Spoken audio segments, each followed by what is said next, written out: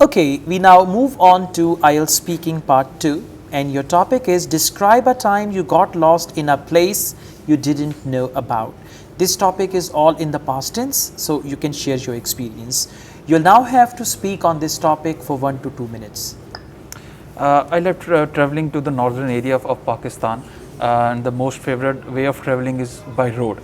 So recently I was traveling to Hunza with my friends on the road, and we left from Faisalabad for around like 8 o'clock at night, and at around 3 o'clock at night we reached Chalas. At that point, there are always around mountains around there, and the cellular network is not working properly. So we lost signals of our mobile, and the GPS was not working properly. So at that point, we were in the middle of the road, and there were 3 passages, and we have to choose the right path to move. So at that point, we consider ourselves lost, as there were no signals, no travel guidelines, no board mentioned over there, and not a single person who can guide us the right path. So we felt that we are lost at that point. So we kept waiting for the morning so we can see and ask someone to the right path. So at that point, we were very disappointed, because we were thinking that we have lost our 3 hours, precious 3 hours for waiting at that point. All right. Overall, it is good. You spoke for 1 minute and 19 seconds. Just try to talk about the thing first, and then you can go on with the details. For example, describe a time you got lost in a place. So the place where I got lost, that was on way to Gilgit-Baltistan, which is one of the provinces, and this event took place last year when I made a plan to go.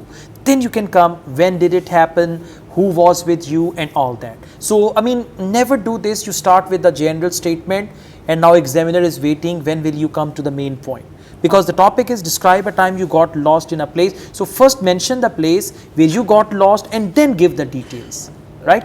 One thing. Second, you are using some present sentences, like you said, we have to choose. So in the past, we had to choose. Then you said, who can guide us? There was nobody who could guide us, right? Then you said, we can see. Like it should be, we could see, because your whole experience was in the past tense. So when you are describing past, just talk about past tense and elaborate all the events in the past tense. Now we move on to speaking part 3.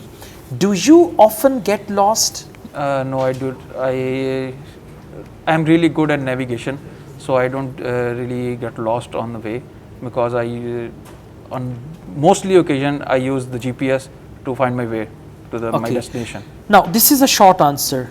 Or mostly occasion, instead of that you can say most of the occasion. For part 3 we call it discussion. So you should further elaborate your answer. For example, do you often get lost? No, I think I don't get lost quite often, because usually I rely upon GPS, and I've got this Google Maps. So whenever I go to any new place, I always use that. With the help of that, I never get lost. Yes, if there is some area where there is the network issue or mobile signals are not there, this may happen, but usually I never get lost. Full answer, right? Yeah. Or you can say, unless someone says get lost, then I get lost. Okay. Is map reading skill important? Nowadays, the roads are developing day by day, and there is so much development going around the city. So I think it's really important for everyone to get the knowledge about reading the maps. Okay, so first you said road developing and all that. First you need to answer, is map reading skill important?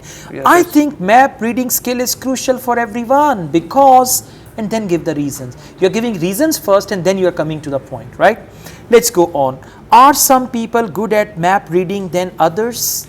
Yes, there are a lot of people who get confused by seeing the map. I have a lot of experience with many of my friends. They really can't get what's the map saying. Okay, so for part 3 your answers are short. You need to add some more detail. First thing. For part 2, focus your tenses. the grammatical thing, right? And maintain active eye contact as well. You just look here and there when you answer. Look into the eyes of examiner, that will improve that further.